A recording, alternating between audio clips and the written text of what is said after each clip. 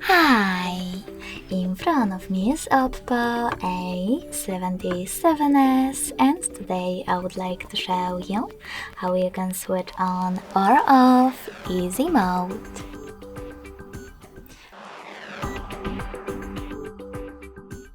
Begin by opening Devices Settings and scrolling all the way down.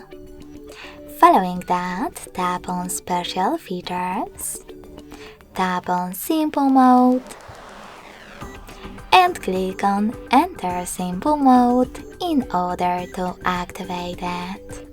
So when I do that, as you can see, Easy Mode is on. But you can always turn it off by going into Devices Settings and tapping on Exit Simple Mode.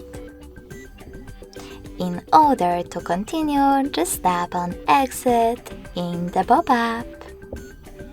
Thanks so much for watching. If you enjoyed this video, smash that like button, comment, and definitely subscribe. Bye!